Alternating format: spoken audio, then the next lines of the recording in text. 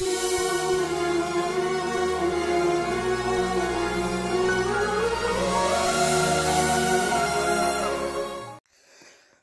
పరిశుద్ధ నామంలో మీ అందరికీ మా హృదయపూర్వక వందనాలు. ఈరోజు దేవుని వాగ్దానం, తన అతిక్రమములకు పరిహారం నొందినవాడు, తన పాపమునకు ప్రాయశ్చిత్తం నొందినవాడు ధన్యుడు. రోమియోలకు రాసిన పత్రిక 4వ అధ్యాయం 7వ వచనం.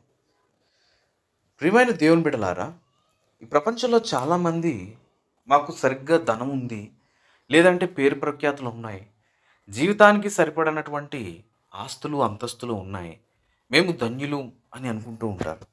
కానీ ఇక్కడ బైబిల్ గ్రంథం మనకి ఏం సెలవిస్తుందంటే, ఎవరైతే వారి అతిక్రమములకు పరిహారం నొందుతారో, వారి యొక్క పాపానికి ప్రాయశ్చిత్తం నొందుతారో వారే ధన్యులు అని సెలవిస్తూ ఉంది. ప్రియ సహోదరులారా, ఈరోజు నీ యొక్క పరిస్థితి, నీ యొక్క స్థితి చిన్నగా ఉండవచ్చు, లేదంటే ఆర్థికపరమైన సమస్యల గుండా వెళుతూ ఉండవచ్చు. కానీ నీ యొక్క నీతి నిన్ను ఉన్నతమైన స్థానంలో నిలబెడుతుంది. నీ యొక్క నీతి మరణం నుండి తప్పిస్తుంది. ప్రియ సహోదరులారా, మనకున్నటువంటి ధనాన్ని బట్టి కానీ, మనకున్నటువంటి అందాన్ని బట్టి కానీ మనం గర్వపడకూడదు. మరి దేన్ని బట్టి గర్వపడాలి అంటే, అది కూడా బైబిల్ గ్రంథంలో ప్రస్తావించబడింది. కొందరు గుర్రముల బట్టి, రథముల బట్టి అతిశయపడుదురు అని ఉంది. కానీ మనమైతే మన దేవుడైన యెహోవా నామమును బట్టి అతిశయపడాలి అని బైబిల్ గ్రంథం సెలవిస్తూ ఉంది. అవును ప్రియ సహోదరులారా, మనం ఎప్పుడూ కూడా ఇహలోక సంతోషాలు, ఇహలోక సౌఖ్యాలని చూసి అవి ఉంటేనే మనం ధన్యులు అని అనుకుంటూ ఉన్నాం. కానీ ముఖ్యంగా మనం గమనించాల్సిన విషయం ఏంటంటే, వాటన్నిటిని అనుగ్రహించగలిగినటువంటి సమర్థుడైన దేవుణ్ణి మనం గుర్తించడం లేదు. అవి మనకి రావాలి అంటే, అవి మనకి స్థిరంగా ఉండాలి అంటే మన యొక్క ప్రభువైన దేవుణ్ణి ఆశ్రయించాలని చాలామందికి తెలియదు. మనల్ని సృష్టించినటువంటి సృష్టికర్తని మనం ఆరాధిస్తే ప్రభువు మనల్ని బట్టి ఆనందిస్తాడు. నీ జీవితంలో ఏమి కొరతగా ఉందో దానిని ప్రభువారు భర్తీ చేస్తూ ఉంటారు. ప్రియ సహోదరులారా, మీరందరూ గమనించాల్సిన విషయం ఏంటంటే, మొట్టమొదటిగా మీ యొక్క పాపాలకి ప్రాయశ్చిత్తాన్ని పొందుకోవాలి. మీ యొక్క అతిక్రమములకి పరిహారం పొందుకోవాలి.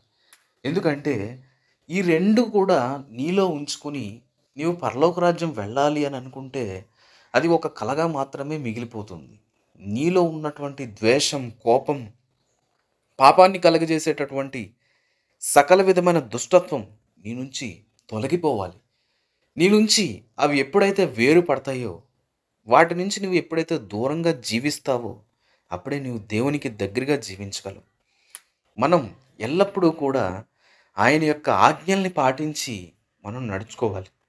ఎందుకంటే ప్రభువారు మన కోసం ఒక చక్కటి పవిత్రమైనటువంటి మార్గాల్ని, గొప్ప శాసనాల్ని మన కోసం రాయించారు. ఎలా జీవించాలి, ఎలా ఉండాలి, మనం భూమి మీద దీర్ఘాయుష్మంతులు అవ్వాలంటే ఏం చేయాలి అన్న విషయాలు తేటతెల్లంగా మనకి బైబిల్ గ్రంథంలో పొందుపరిచారు. కాబట్టి మనం వాటిని గ్రహించి వాటి ప్రకారం నడుచుకోవాలి. మరి ముఖ్యంగా మీ పాపములు మీ దేవునికి నీకు వస్తున్నాయో లేదో ఒకసారి గమనించుకోండి. మీ యొక్క అతిక్రమములే, మీ యొక్క పాపములే దేవుడు అనుగ్రహించు మేలులను పొందుకోలేని విధంగా చేస్తున్నాయి. కాబట్టి ముందుగా వాటిని అడ్డు తొలగించుకుంటే విస్తారమైనటువంటి దీవెనల్ని నీవు పొందుకోగలవు. ప్రియ సహోదరులారా, ఇప్పుడే ఈ క్షణమే మీ పాపములన్నిటినీ కూడా ఆయన ఎదుట ఒప్పుకోనండి. దేవుడు మీ యొక్క పాపములన్నిటినీ క్షమించి మీకు నెమ్మదిని, సమాధానాన్ని అనుగ్రహిస్తాడు. ఆయన యొక్క పవిత్రమైన సన్నిధిలో ఈరోజే మోకరించి ప్రార్థించండి. ప్రార్థన చేసుకుందాం. అందరూ కూడా ప్రార్థనలో ఏకీభవించండి. మమ్మల్ని మిక్కిలిగా ప్రేమించిన మా ప్రియ పరలోకపు తండ్రి, మీ ఘనమైన నామానికి వేలాది వందనాలు, స్తుతులు, స్తోత్రములు చెల్లించుకుంటున్నాం ప్రభువా.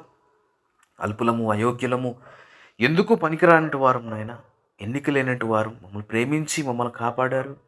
మీ యొక్క సజీవ రెక్కల చోటును మమ్మల్ని భద్రపరుచుకున్నారు. మీకు వందనాలు. ప్రభా మేము కూర్చుండుట లేచుండుట మీకు తెలుసు నాయన.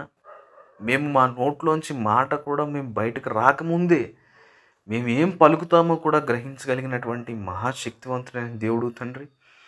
మీ యొక్క పరిశుద్ధతని మేము అలవర్చుకోవాలి, మీ యొక్క మాదిరికి మేము అలవాటు పడాలి నాయన. అటువంటి భాగ్యాన్ని మా అందరికీ దయచేయండి. విశ్వాసంలో, ఆత్మీయతలో అభివృద్ధిని అనుగ్రహించండి. మీ బిడ్డలు ఈరోజు ఎంతమంది ఈ ప్రార్థనలో ఏకీభవిస్తున్నారు, ప్రతి బిడ్డని కూడా మీరే ఆశీర్వదించండి. వారికి ఉన్న ప్రతి సమస్యని కూడా మీరే పరిష్కరించండి ప్రభా. బిడ్డలు ఎలాంటి ఇబ్బందులతో బాధపడుతున్నారు, ఎలాంటి సమస్యల చేత సతమతం అవుతూ నిద్రలేని రాత్రులు గడుపుతూ ఉన్నారు, కనికరించండి. మీ యొక్క కరుణను బిడ్డలకి అనుగ్రహించమని వేడుకుంటున్నాం ప్రభా. మీకు అసాధ్యమైనది ఏదీ లేదు, మీకు సమస్తము సాధ్యమే ప్రభా. పూర్ణ శాంతి గలవానిగా చేసి మీ మందిరాన్ని అలంకరించుకొని ప్రభా, మీ మందిరంలో గడిపే భాగ్యాన్ని, పవిత్రమైన ఆదివారాన్ని పవిత్రంగా ఆచరించే భాగ్యాన్ని మీ బిడ్డలందరికీ దయచేయమని, ఎంతమంది ప్రభా మీ పవిత్రమైన సన్నిధికి వస్తున్నారు వెళ్తున్నారు, వారి ప్రయాణంలో సహాయం చేయమని, విన్న వాక్యాన్ని వారి హృదయాల్లో ఫలింపు చేయమని, తండ్రి కుమార పరిశుద్ధాత్మ నామమున మిక్కిలి వినంగా ప్రార్థించి అడుగువాటినెలను మనస్ఫూర్తిగా పొందుకొని ఉన్నామని నమ్మి విశ్వసిస్తున్నాం పరమ తండ్రి. ఆమెన్. దేవుడు తన పరిశుద్ధ వాక్యాన్ని దీవించి ఆశీర్వదించునుగాక. ఆమెన్.